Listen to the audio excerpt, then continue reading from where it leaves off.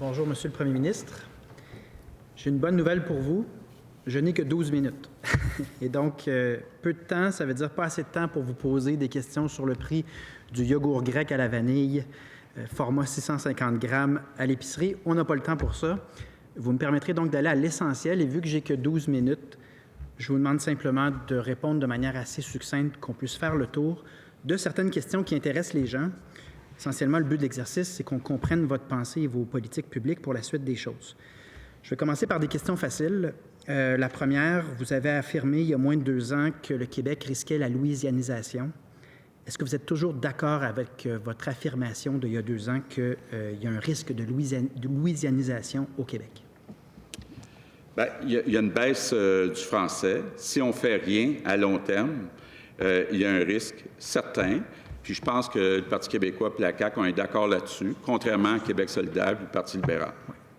Vous avez affirmé un peu dans cette foulée-là sur la louisianisation que rapatrier les pouvoirs en immigration, c'était une question de survie de la nation québécoise. Est-ce que vous pensez toujours cela?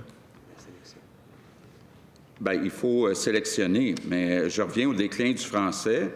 Le chef du Parti québécois a dit, je cite, « On attache peut-être trop d'importance aux projections statistiques et démographiques qui prédisent un avenir sombre du français comme si son déclin était inexorable. » Donc, le chef du Parti québécois le dit lui-même, il faut y travailler, il faut comprendre que c'est fragile, que c'est vulnérable. Monsieur le Président, on n'est pas au Salon Bleu dans la période de questions ici. Si je pose une question, j'ai l'attente que la réponse va porter sur ma question. La question, elle est limpide.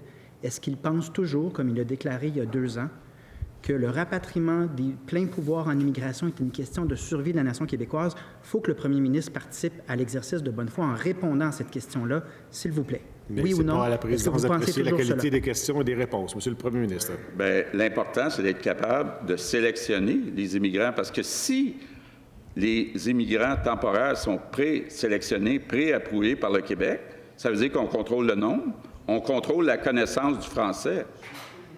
Est-ce que oui ou non, vous pensez toujours ce que vous avez affirmé, à savoir que le rapatriement des pleins pouvoirs en immigration est une question de survie de la nation? Je demande une réponse, oui ou non, à une question hyper claire. Bien, pour la majorité des immigrants, le Québec doit préapprouver les immigrants. Maintenant, pour ce qui est des réfugiés, des demandeurs d'asile, ça prend une entente avec Ottawa. Je vais passer à la question parce que je constate le refus de répondre à cette question-là. On sait que vous avez fait la demande à Justin Trudeau d'obtenir les pleins pouvoirs, en fait, le lendemain d'une question que je vous posais là-dessus, et je le mentionne parce que les équipes du fédéral ont révélé qu'en fait, ce n'était pas à l'ordre du jour. Donc, je vais vous poser une question très, très précise et simple. Avez-vous verbalement, lors de la rencontre avec Justin Trudeau, demandé les pleins pouvoirs en immigration, oui ou non? Oui. Quelle a été la réponse de Justin Trudeau lorsque vous lui avez demandé cela? Bien, je ne commencerai pas à... Je pense qu'il faudrait poser la question à Justin Trudeau. Là. Je ne commencerai pas à dévoiler ce qui a été dit par Justin Trudeau. Je constate que je ne peux pas non plus obtenir de réponse là-dessus, donc je passerai à la prochaine question. La plus importante. Advenant que le peuple québécois en vienne à la conclusion au cours des prochaines années que la troisième voie que vous incarnez, que le mandat fort que vous avez obtenu, ne permet pas de freiner les empiètements sur nos champs de compétences, ne permet pas de freiner l'immigration temporaire, ne permet pas de freiner l'érosion du français, ne permet pas d'empêcher la diminution du poids politique dans le Canada, seriez-vous prêt à envisager à vous repositionner en faveur du oui, constatant que vos efforts et toutes les options à l'intérieur du Canada n'auront pas fonctionné? Seriez-vous prêt à considérer ça? Ouais. Bien, je sais que le chef du Parti québécois est relativement nouveau en politique. Là, il était orphelin politique. Après, il était contre la souveraineté. Maintenant, pour la souveraineté. Mais c'est une question qui est hautement hypothétique. Puis il devrait savoir qu'en politique, on ne répond pas aux questions hypothétiques.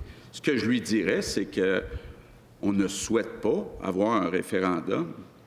On ne souhaite pas, les Québécois. Puis d'ailleurs, lui-même le disait, je le citais ce matin, que même les souverainistes ne souhaitent pas un référendum. Je comprends cela. Parce qu'ils ne voudraient pas se dire non une troisième fois. Je vais essayer de poser la question différemment. Moi, je respecte les efforts que vous faites au nom du Québec dans un système où on a seulement le 5e des sièges à Ottawa et dans le cadre duquel, la plupart du temps, on n'est pas considéré en fonction de notre volonté. Vous avez fait un certain nombre d'efforts. Advenant que la population constate que ça ne fonctionne pas, est-ce que je comprends que vous ne fermez pas la porte à vous joindre au camp du oui? Bien, Monsieur le Président, le chef du Parti québécois est même pas capable de reconnaître que si Ottawa faisait préapprouver les immigrants temporaires, que ça serait un gain important pour le Québec. Donc, le chef du Parti québécois, il ne veut pas que ça marche avec Ottawa. Moi, je n'ai pas baissé les bras. Et je suis encore confiant qu'on va continuer à faire des gains avec Ottawa. Je veux bien, puis je reconnais, là, si on obtient certains de ces éléments-là, ce serait positif, mais vous avez dit, puis je partage votre opinion, que les pleins pouvoirs en immigration sont une question de viabilité à moyen et long terme. Donc, je fais le suivi sur votre propre démarche. Je ne sais pas comment poser la question, mais c'est parce que si on ne les obtient pas, il va falloir aller au bout du raisonnement. Puis je vais vous le dire en clair, ce que j'en pense, là, c'est que vous avez mis beaucoup d'efforts et les réponses du fédéral sont trop souvent ultra claires, même méprisantes envers votre démarche. Puis je refuse de croire qu'advenant un 3e référendum, vous allez faire campagne dans le camp du non. Je ne vous crois pas. Donc, convainquez-moi de l'inverse. Convainquez-moi du contraire. OK. Bien, d'abord, depuis 5 ans et demi, on est allé chercher près de 20 milliards sans condition dans des programmes qui avaient été annoncés dans nos champs de compétences. Donc, on a fait des gains. On a fait des gains aussi sur la nomination des juges. Maintenant, depuis 2-3 ans, il y a une explosion du nombre d'immigrants temporaires. Donc, on demande à M. Trudeau, est-ce qu'on pourrait participer à la sélection? M. Trudeau dit, je suis ouvert à regarder ça. Donc, moi, je n'ai pas baissé les bras. Je n'attends pas le grand soir comme le chef du Parti québécois. Mais non, mais votre grand soir à vous, c'est de rapatrier tous les pouvoirs en immigration. Est-ce que je suis en train de comprendre que lors de la prochaine rencontre, vous ne le demanderez pas? Parce que vous l'avez demandé la dernière fois. Là, vous avez dit, j'ai besoin de temps, puis on va continuer à négocier. Est-ce que je comprends que vous ne demanderez plus les pleins pouvoirs en immigration que vous avez qualifiés de essentiels à la survie de la nation québécoise? Ce que je dis, c'est que j'y travaille. Je n'ai pas baissé les bras, contrairement au chef du Parti québécois. Parfait. Ne baissez pas les bras. S'il vous dit non, encore une fois, je vous crois pas que vous allez faire... Je comprends qu'on vous a dépeint comme capitaine Canada à travers certaines de vos réponses, mais je vous crois pas que vous allez faire campagne pour le camp du non. Convainquez-moi du contraire si vous êtes fédéraliste à ce point, mais je vous crois pas. Respectueusement soumis, là. Respectueusement, j'ai plein de citations ici, 2014-2016, du chef du Parti québécois qui ne croyait pas à la souveraineté du Québec. Donc, lui-même, il n'y a pas si longtemps, là, 2016, c'est il y a 8 ans, il ne croyait pas à la souveraineté. Il disait la souveraineté, ce n'est pas un remède magique pour régler nos problèmes. Donc, le choix que j'ai fait, c'est d'aller négocier de bonne foi avec le fédéral pour avoir plus de pouvoir, entre autres les pouvoirs en immigration, mais aussi des pouvoirs dans d'autres secteurs comme la culture, puis tout ce qui touche à notre identité. C'est le choix que j'ai fait. C'est pas le choix récent qu'a fait le chef du Parti québécois. Monsieur le premier ministre, mon premier vote, je l'ai fait à 18 ans, puis je l'ai fait pour le oui. Puis le lendemain du résultat, j'en pleurais. Fait que les procès d'intention sur qui a changé d'idée dans sa carrière, je ne pense pas que ce soit à votre avantage. Et je vous demande simplement de répondre à ma question. Allez-vous à nouveau demander les pleins pouvoirs en immigration à Justin Trudeau ou est-ce que vous avez laissé tomber?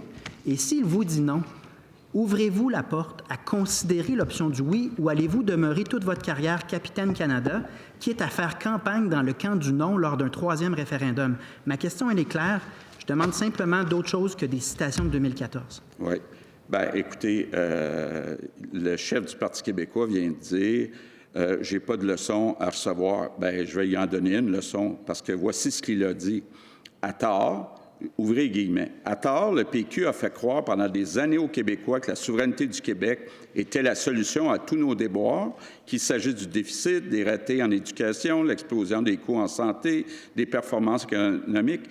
Il n'y avait qu'à blâmer Ottawa et présenter l'indépendance comme un remède infaillible. C'est lui qui disait ça.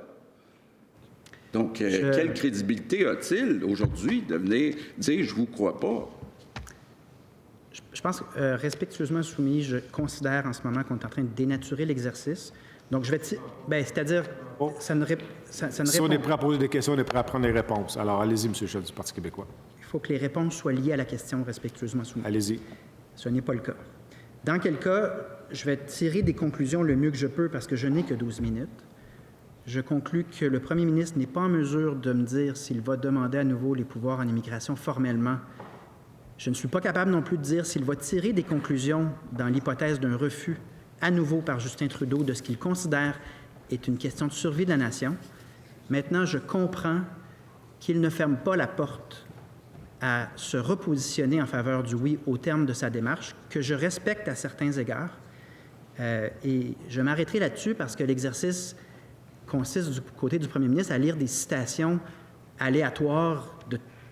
Donc, je suis désolé, mais je considère que les réponses ne sont pas en lien avec mes questions et ne me permettent pas de donner l'heure juste à la population sur ces questions-là en ce qui a trait à l'intention du premier ministre sur des questions fondamentales qu'il considère essentielles à la survie de la nation. Ça conclura mon intervention. Merci. N'oubliez pas que l'article 35 s'applique. Monsieur le premier ministre, je ne sais pas si vous avez une intervention. Non, mais écoutez, je sais que ça choque le chef du Parti québécois, mais il a déjà dit qu'il y avait un malaise avec le nationalisme, que le déclin du français n'existait pas, que la loi 101 au cégep n'était pas une bonne idée, etc., etc. Donc, écoutez, quelle crédibilité a-t-il aujourd'hui? Merci.